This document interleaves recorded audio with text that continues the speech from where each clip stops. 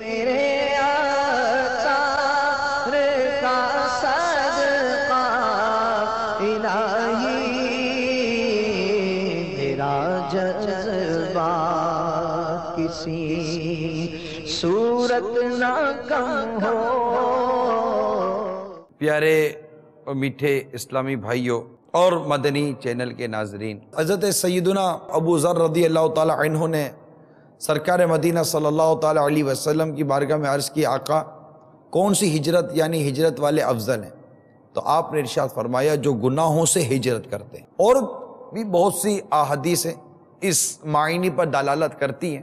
حضرت سیدنا حذیفہ رضی اللہ تعالی عنہ سے پوچھا گیا کیا بنی اسرائیل نے اپنا دین چھوڑ دیا تھا کہ جس کی وجہ سے انہیں مختلف قسم کے دردناک عذابوں میں مبتلا کر دیا گیا؟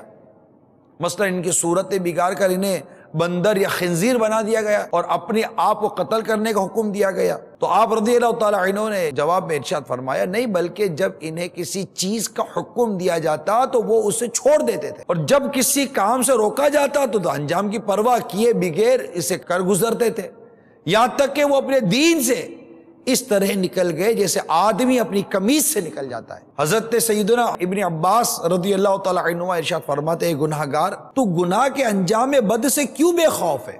حالانکہ گناہ کی طلب میں رہنا گناہ کرنے سے بھی بڑا گناہ ہے۔ تیرا دائیں بائیں جانب کے فرشتوں سے حیا نہ کرنا اور گناہ پر قائم رہنا بھی بہت بڑا گناہ ہے، یعنی توبہ کیے بغیر تیرا گناہ پر قائم رہنا اس سے بھی بڑا گناہ ہے۔ تیرا گناہ کر لینے پر خوش ہونا اور کہا لگانا اس سے بھی بڑا گناہ ہے، حالانکہ تو نہیں جانتا کہ اللہ تبارک و تعالیٰ تیرے ساتھ کیا سلوک فرمانے والا ہے، اور تیرے گناہ میں ناکامی پر غمگین ہونا اس سے بھی بڑا گناہ ہے۔ گناہ کرتے ہوئے تیز ہوا سے دروازے کا پردہ اٹھ جائے تو تو ڈر جاتا ہے، مگر اللہ عز و جل کی اس نظر سے نہیں ڈرتا جو تجھ پر رکھتا ہے، تیرا یہ عمل اس سے بھی بڑا گناہ ہے۔ ہم اس معاملے میں غور ہی نہیں کرتے۔ یعنی اگر میں تھوڑا سا آپ کو غور کرنے کی دعوت دوں تو کیا ہم کسی کام کے کرنے میں یہ کتنا غور کرتے ہیں کہ یہ اللہ کی فرما برداری ہے کہ نافرمانی ہے؟ اللہ تعالیٰ نے اس کے کرنے کا حکم فرمایا ہے کہ اس سے بچنے کا حکم فرمایا ہے؟ یہ صغیرہ ہے کہ کبیرہ ہے؟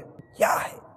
ہمیں گویا کہ ایسا لگتا ہے جیسے کہ غور کرنے کی عادت ہی نہیں ہے، ایسے ہم ہو گئے۔ اور جو گناہ ہم سے ہوتے ہیں ان میں جو سب سے بنیادی سبب جو ہم سے گناہ کرواتا ہے نا، جو ایک سبب وہ ہے ہماری زبان۔ زبان کی بے احتیاطی، یہ جو گھریلو گناہ ہوں اور گھریلو بے احتیاطیوں کی جو نشاندہی میں کرنے جا رہا ہوں نا، اس میں بہت بڑا کردار یہ انسان کی اپنی زبان ہے۔ اور معذرت کے ساتھ چونکہ یہ اجتماع بالخصوص اسلامی بہنوں کے لیے ہوتا ہے، اس معاملے میں اسلامی بہنیں تو اپنا ثانی نہیں رکھتی، ان کا تو ریکارڈ ہے کہ جتنی زبان ان کی چلتی ہے مطلب کم ہی اسلامی بہنیں ملیں گی جن کے بارے میں قفل مدینہ مشہور ہو۔ اسلامی بھائی آپ کو امیدیں ملیں گے، میں یہ نہیں کہتا اسلامی بہنیں نہیں ہیں، ہوں گی حسن ظن ہی میں اپنا بیان کر سکتا ہوں، لیکن ان معنوں میں کر بہت کم ہوں گی۔ یوں تو اسلامی بھائی اور اسلامی بہنوں کے مقابلے میں اسلامی بہنیں کئی معاملات میں بہتری کی صورت اختیار کر جاتی ہیں،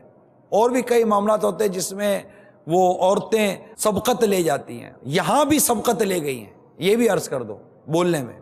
ان کا قفل مدینہ لگوانا ہے نا، یہ بڑا مشکل کام ہے، ان کی خاموشی کی عادت پیدا کروانا یہ بڑا مشکل کام ہے۔ تمام اسلامی بہنیں اور مدنی چینل پر جو اسلامی بھائی اسلامی بہنیں سب کے لیے مطلب کہ یہ عرض کر رہا ہوں کہ ہماری جو گناہوں میں جو سب سے بڑا جو ایک حصہ ہے نا وہ زبان کا ہے۔ یعنی اس کو اس روایت سے سمجھیے، مقتۃ المدینہ کی مطبوعہ غیبت کی تباہ کاریاں کے صفحہ نمبر 112 پر نقل ہے کہ حضرت سیدنا ابو بکر شبلی بغدادی علیہ رحمۃ اللہ الہادی فرماتے ہیں کہ میں نے اپنے مرحوم پڑوسی کو خواب میں دیکھ کر پوچھا ما فعل اللہ بک، یعنی اللہ عز و جل نے آپ کے ساتھ کیا معاملہ فرمایا؟ وہ بولا میں سخت ہولناکیوں سے دوچار ہوا، منکر نکیر کے سوالات کے جوابات بھی مجھ سے نہیں بن پر رہے تھے، میں نے دل میں خیال کیا کہ شاید میرا خاتمہ ایمان پر نہیں ہوا، اتنے میں آواز آئی دنیا میں زبان کے غیر ضروری استعمال کی وجہ سے تجھے یہ سزا دی جا رہی ہے، اب عذاب کے فرشتے میری طرف بڑھے۔ اتنے میں ایک صاحب جو حسن و جمال کے پیکر اور معطر تھے وہ میرے اور عذاب کے درمیان حائل ہو گئے، اور انہوں نے مجھے منکر نکیر کے سوالات کے جوابات دلا دیے اور میں نے اسی طرح جوابات دے دیے۔ الحمدللہ عز و جل عذاب مجھ سے دور ہوا۔ میں نے ان بزرگ سے عرض کی اللہ عز و جل آپ پر رحم فرمائے، آپ کون ہیں؟ فرمایا تیرے کثرت کے ساتھ درود شریف پڑھنے کی برکت سے میں پیدا ہوا ہوں اور مجھے ہر مصیبت کے وقت تیری امداد پر مامور کیا گیا ہے۔ صلو علی الحبیب اللہم صلی علی سیدنا محمد اللہم صلی علی سیدنا محمد اللہم صلی علی سیدنا محمد وعلی